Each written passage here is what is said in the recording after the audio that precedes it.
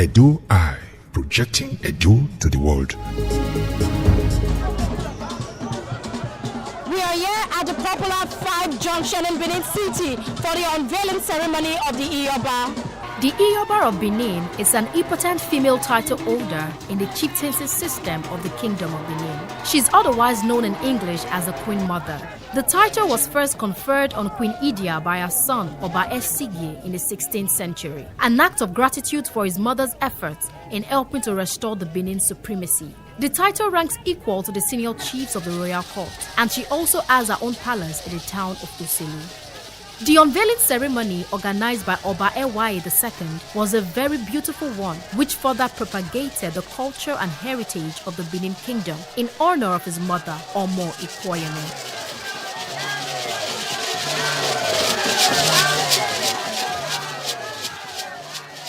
The ceremony opened officially with the arrival of the Oba of Benin, Oba Ewaye II.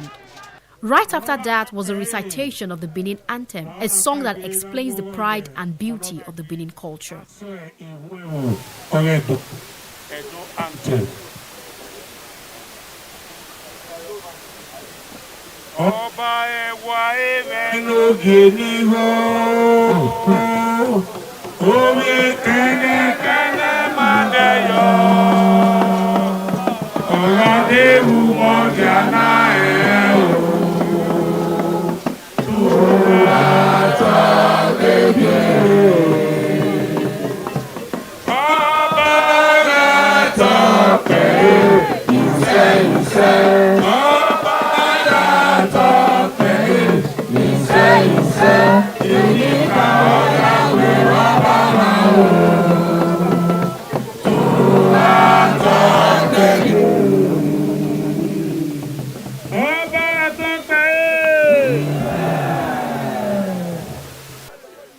And it was well attended by palace chiefs,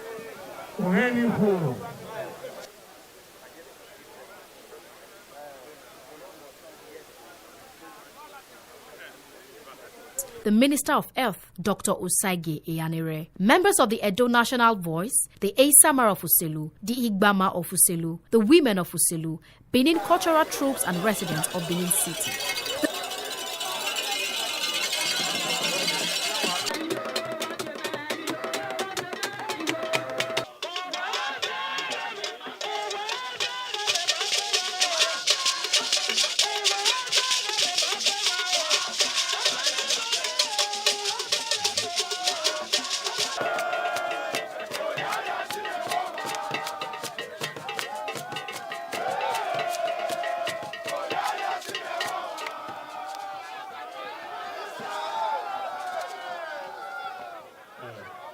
The event was followed by a brief history on the origin of the Iyoba title in the Benin Kingdom by Mr. Moses Obakbolo, who is a staff of the Edo Ministry of Culture and Diaspora Affairs. And Idia, the mother of SCG, has remained outstanding. First, she made history by becoming the first woman to go to war in the whole of Black Africa. She fought gallantly and subdued the ferocious attack of Ida and brought him and his warriors captive to Benin. And from thence, the Iyoba title has lived and lived. And what was becoming very significant is the fact that Idia gave Benin as a light to the world. Because in the British expedition of 1897, some of the artworks carted away, stolen by the invading British troops, was the Idia mask carved in ivory. He went further to mention the names of all the Iyoba Nuselu in the Benin Kingdom, starting from Queen Idia, the mother of Oba Esigye, Omelu, the mother of Ayen Buda, Eson, the mother of Ayen Zai, Efezeke, the mother of Aken Zai, Ediaye, the mother of Aken Kpai, Ewobanoza, the mother of Ewaikpe, Erare, the mother of Eweka II, Agaowa, the mother of Eediawa, and Ikoyeme, the mother of Oba II. To mention but a few. The ceremony was climaxed when the Oba of Benin unveiled the statue of the Iyoba Omo Ikwoyeme, a statue that depicts the beauty, rare quality, and glory of the Iyoba.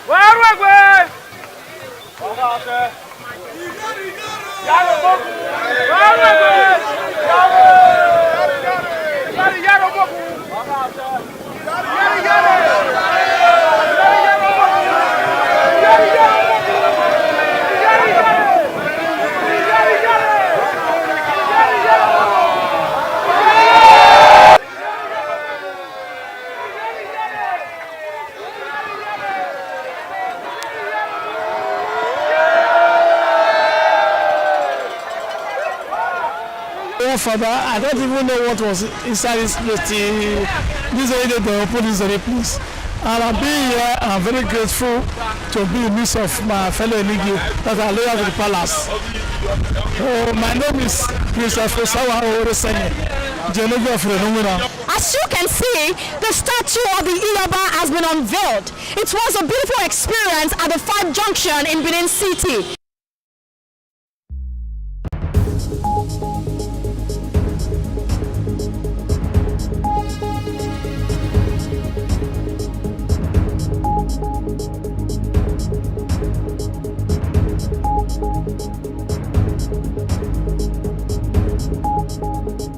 Edo Eye, projecting Edo to the world. Welcome to another segment of Edo Eye, and today we'll be talking about a woman who set the pace for others to follow in bronze casting. Before we go into the video proper, please don't forget to subscribe, to like, to comment, and to share. Earlier in the Benin Kingdom, it was a taboo for a woman to cast bronze, precisely in the years before the reign of Oba Akenzwa II.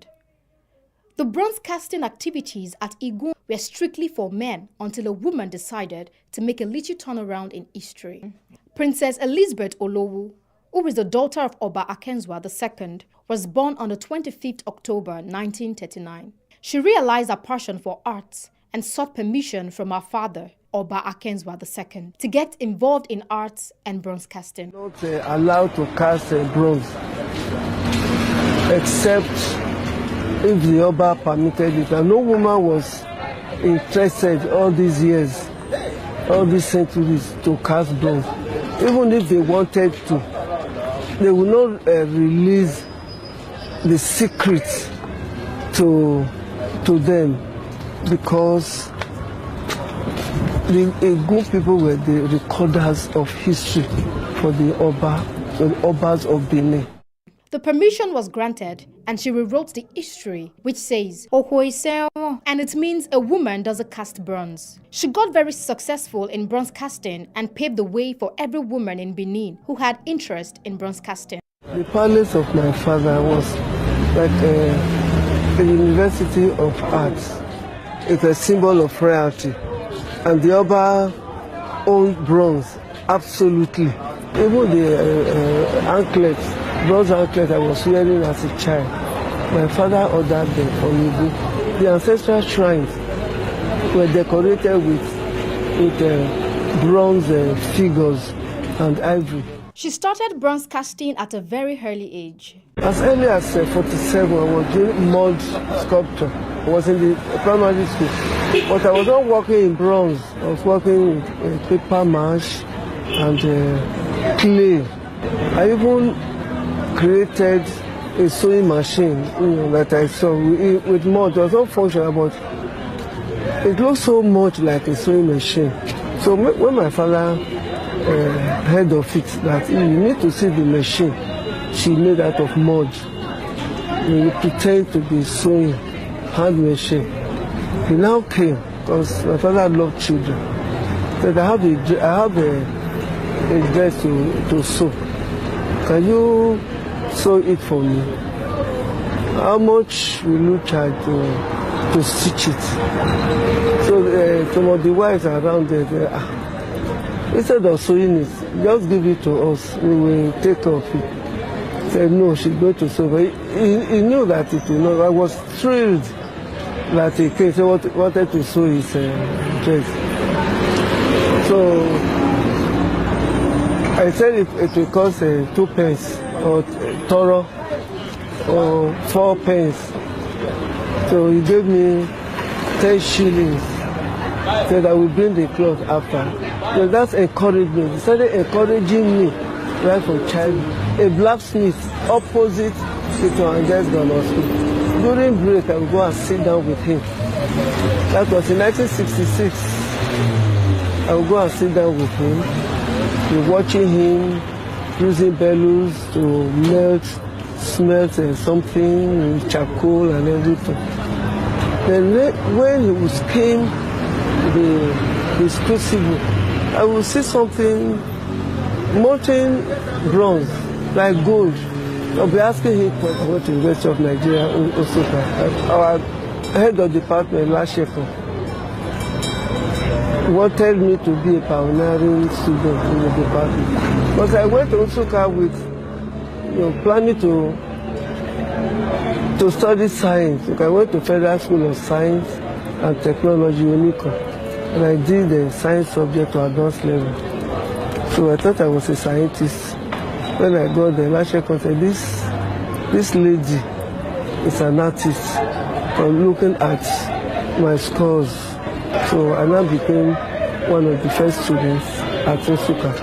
But unfortunately, after 1 year, the Civil War disrupted my education. Then I came back to Benin and started teaching. She became the first University of Benin's female recipient of a Master's of Fine Arts. In the olden days, there were myths which surrounded the bronze casting in Benin, one of which was that women would die if they cast bronze. Later on, I discovered that it's not that they will die. The work is too tedious, too strenuous. And if you are expecting a baby and you face such heat, it's all heat, then you can miss. When I went to my father, I said, this is what they told me about bronze casting. Now when you cast bronze, there will be disaster. My father said, go and do it. He authorized me. I said, go and do it. You will succeed. I know you will succeed. And they even sent for the gun caster. So I want you to teach my daughter. That is the Sepedue system of casting. She said she will go there. So I came here and learned the Sepedue system of casting. Sand casting I had learned in Holland. Wow! What a source of inspiration Princess Elizabeth Olowu was and still is in the world of art. Despite the fact she was told the dangers women would face if they engaged in bronze casting, she was determined and passionate in achieving her dreams.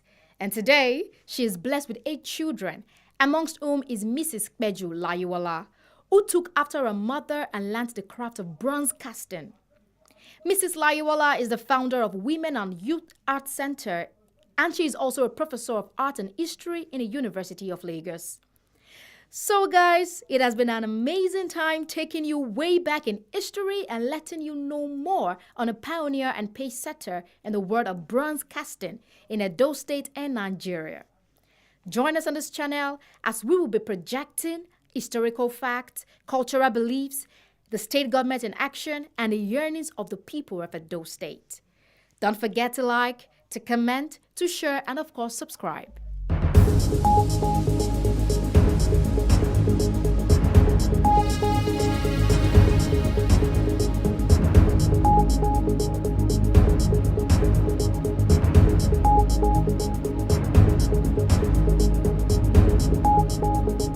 Edo Eye, projecting Edo to the world.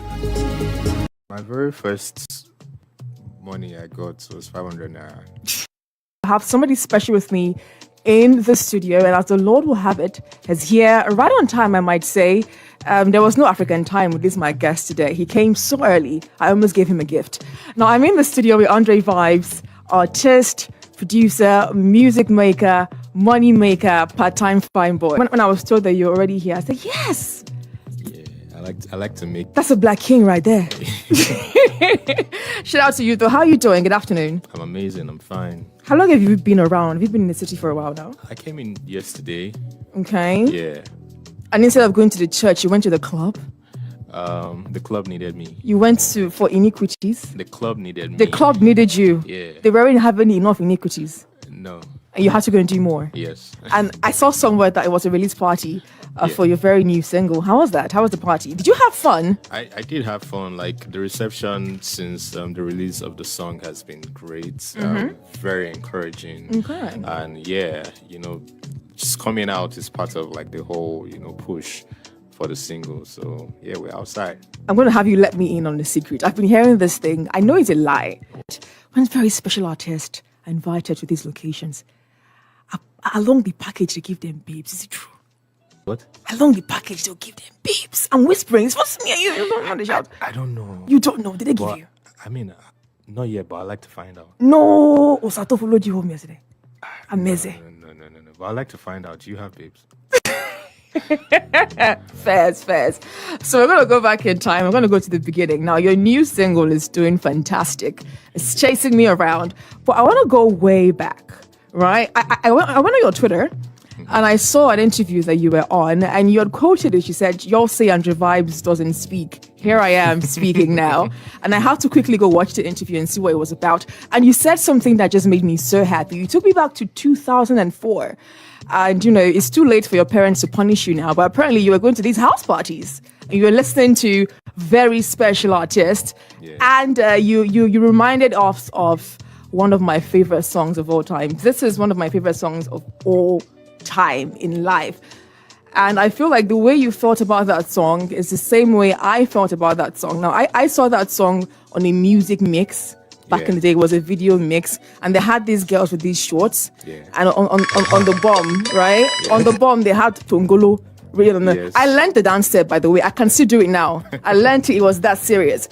And you mentioned the harmonica that the band had on that song. So that you heard this production from Don Jazzy. Yes. And you just realized that you were going to be a music producer. Take me back to that moment. Let me live vicariously through you. Explain it for me. It was just that moment where you're doing something else and then you hear this song, this very nice song, and you just pause, stop everything, Like I said in the interview, I was with a babe dancing, and I stopped, like I didn't care about anything again.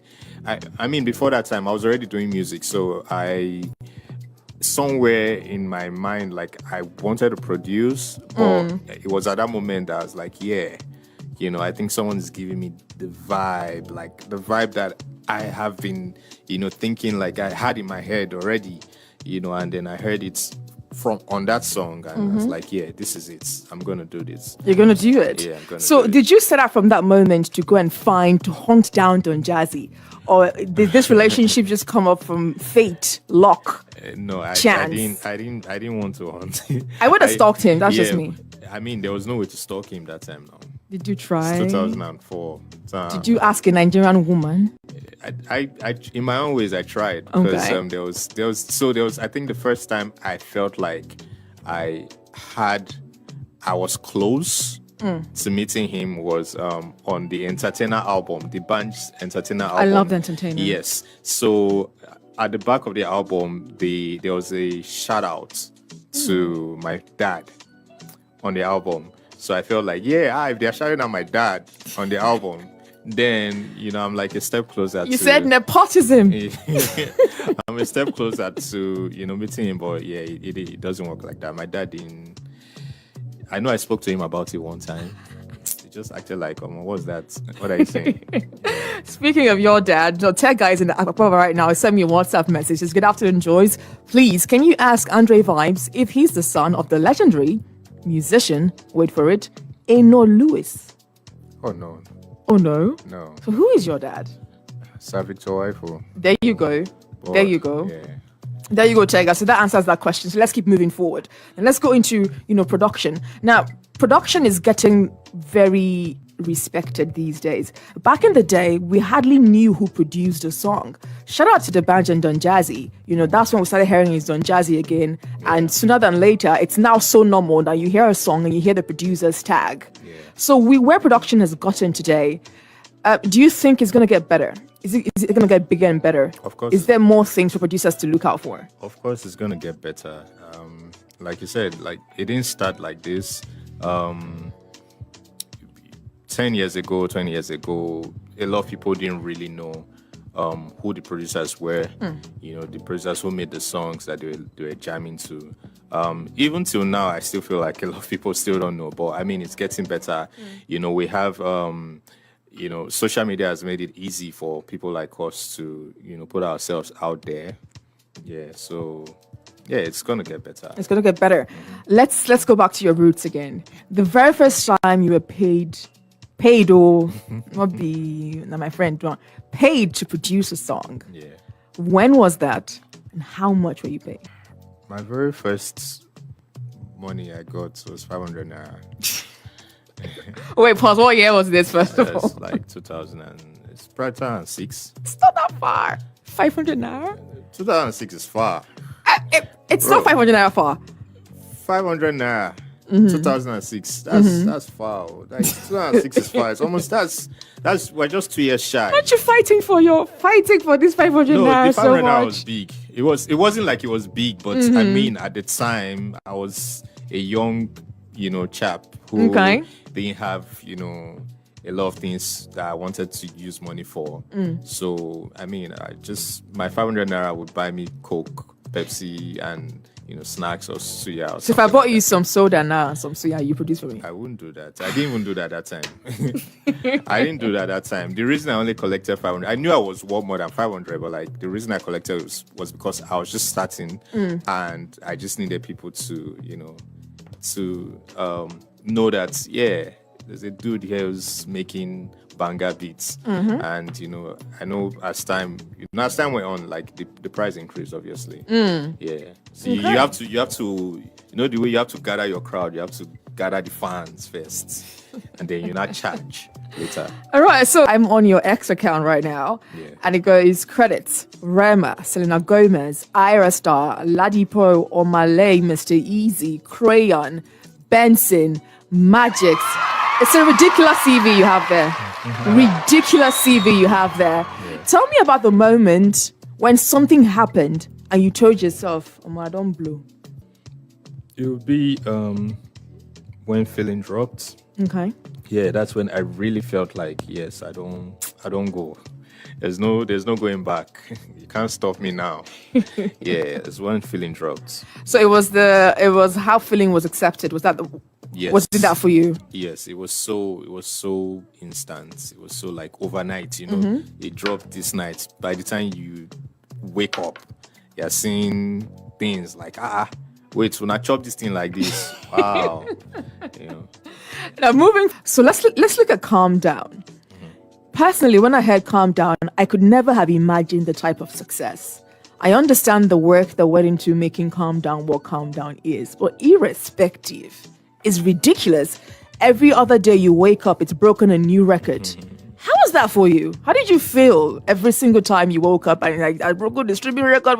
How many? Tell me, how did you feel? You're looking at different sporting tournaments in different parts of the world, and the DJ, the very white DJ, is pushing play to calm down. Rema is playing. How did that make you feel? I mean, it's a dope feeling, but at some point it just became normal.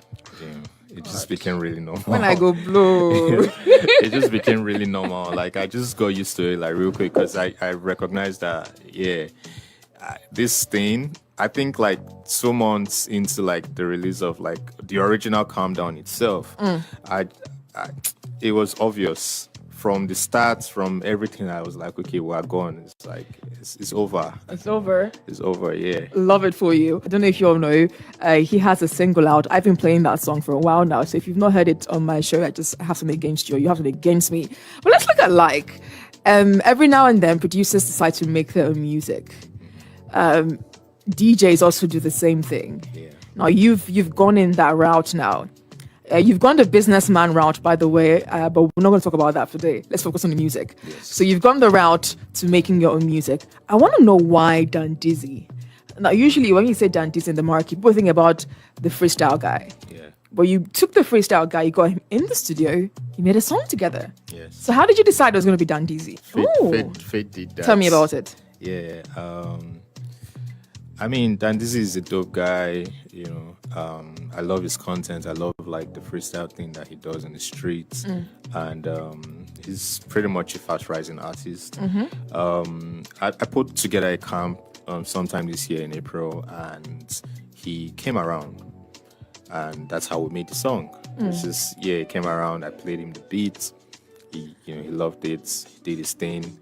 He told his real life story on the song. I mean, I was going to say, I was looking at the lyric, and I saw you go buy your babe flower. That person go buy and say and do vibes. It's his real life story, and basically it was just he's already like the freestyle lord, so he literally just freestyled the whole song. Oh, he didn't write that. Nah, he didn't write it.